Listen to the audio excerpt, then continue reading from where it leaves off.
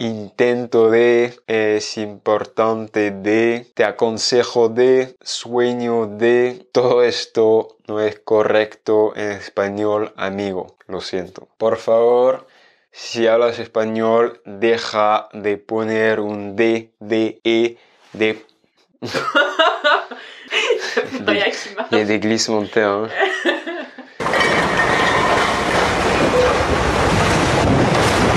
Por favor, deja de poner un D, E en cada frase. S'il te plaît, si tu es francophone et que tu parles en espagnol, arrête de mettre des des E partout parce que c'est une erreur très fréquente qu'on fait nous les francophones parce que ça s'utilise comme ça en français, mais on va voir que c'est pas du tout le cas dans de très nombreuses expressions en espagnol.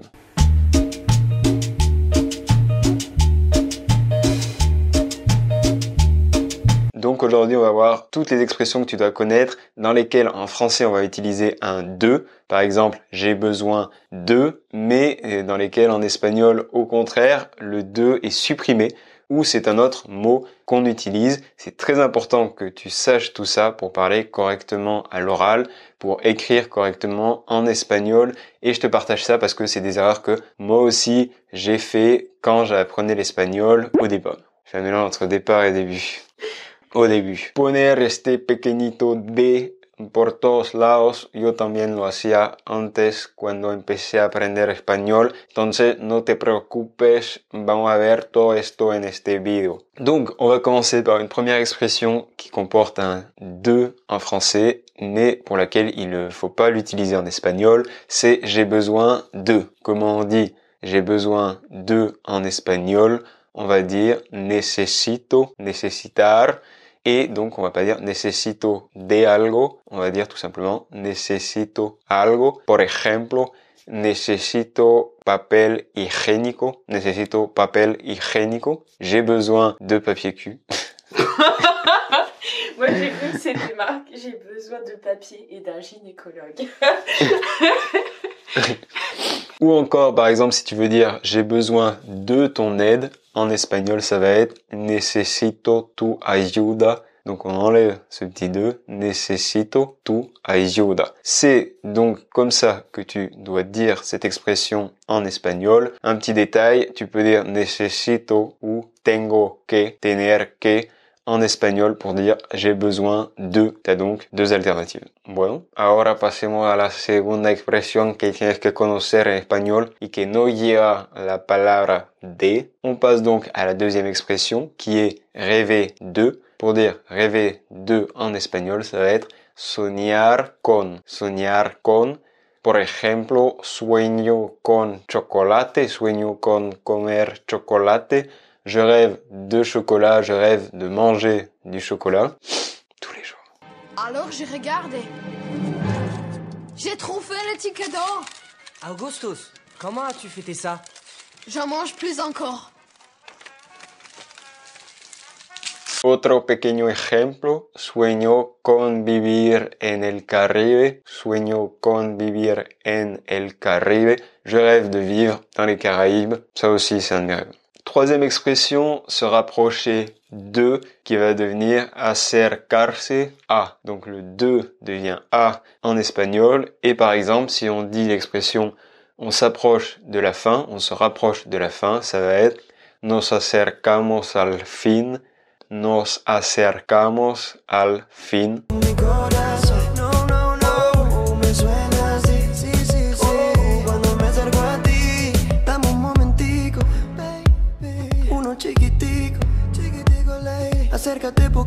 Autre expression très utile, elle aussi, conseiller à quelqu'un de faire quelque chose.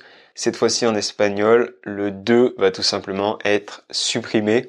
Par exemple, te aconsejo no hacer esto, te aconsejo no hacer esto. Donc du verbe conseiller, aconsejar. Je te conseille de ne pas faire ça.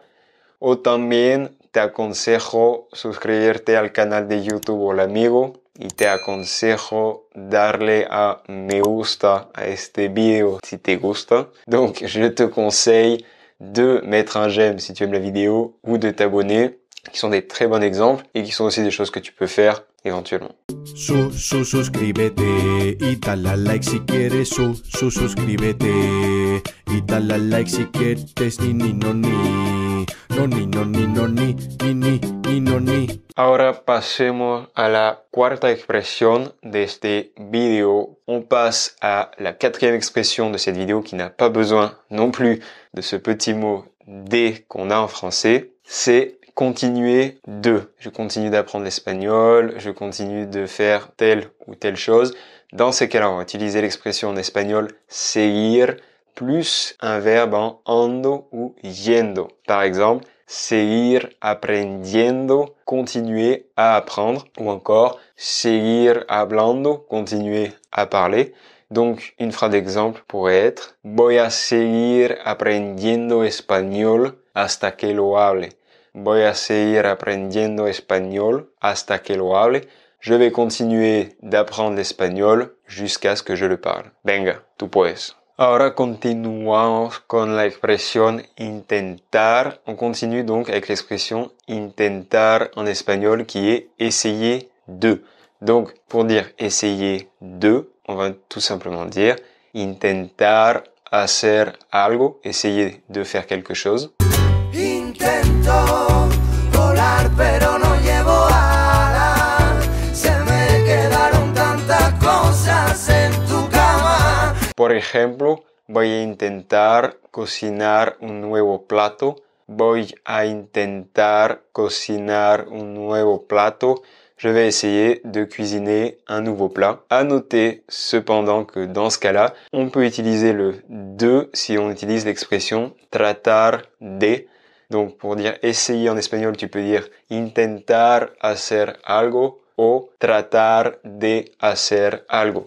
À toi de choisir. On continue avec toute une série d'expressions qui se ressemblent beaucoup et qui en français sont toujours suivies de et pas en espagnol. Ça va être es importante, es imprescindible, es obligatorio, es indispensable o es necesario. Entonces no, creo que Matrix 4 no era necesario, de la misma manera que no son necesarias más películas de Rocky o de Creed, ni es necesario La Jungla de Cristal 6 que está en preproducción, ni es necesario más películas de Jurassic World. Donc à chaque fois, on va supprimer ce petit de en espagnol. Voici quelques exemples.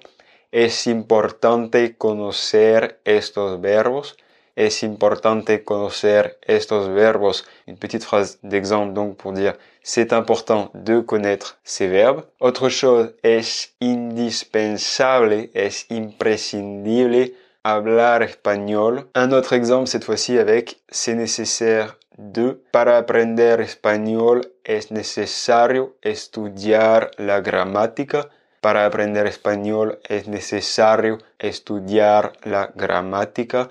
Pour apprendre l'espagnol, c'est important, c'est nécessaire d'apprendre la grammaire, d'étudier la grammaire. Otro ejemplo con es obligatorio. Autre exemple avec c'est obligatoire de. Es obligatorio tener un permiso de conducir para conducir. Es obligatorio tener un permiso de conducir para conducir. Donc, c'est obligatoire d'avoir un permis de conduire pour conduire, obvio. Pas toujours, hein, pas toujours. Et un petit dernier exemple pour la route. Es indispensable, es imprescindible tener un pasaporte para viajar.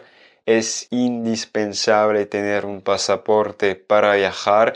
C'est indispensable, c'est obligatoire d'avoir un passeport pour voyager, of course. Et un petit dernier pour la route, toujours dans le même type d'expression. Por ejemplo, es interesante ver lo que están haciendo. C'est intéressant de voir ce qu'ils sont en train de faire.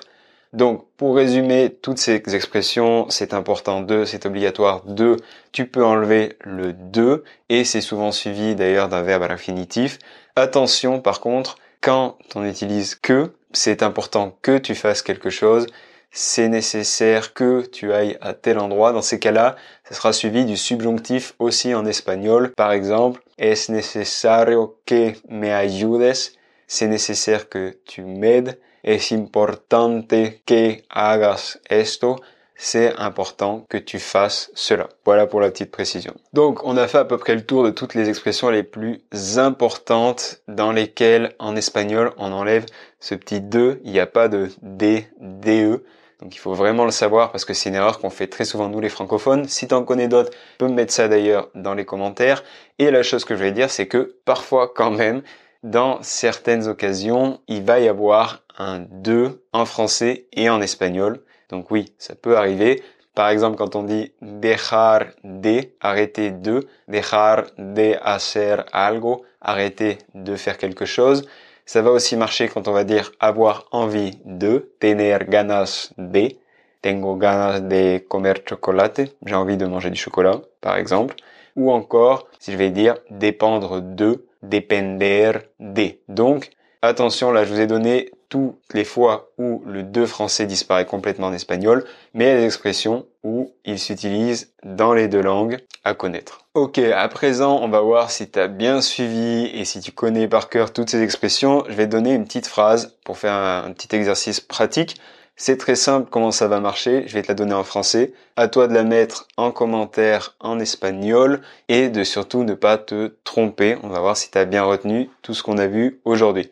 Donc écoute bien, n'hésite pas à mettre en pause pour écrire la phrase, pour prendre ton temps et tu trouveras la correction dans la description. La phrase es la siguiente, la phrase est la suivante. Je rêve d'aller au Chili, mais j'ai besoin d'un passeport car c'est obligatoire d'en avoir un pour voyager. Je rêve d'aller au Chili, mais j'ai besoin d'un passeport car c'est obligatoire d'en avoir un pour voyager. Bueno amigo, es todo lo que te quería decir sobre este tema.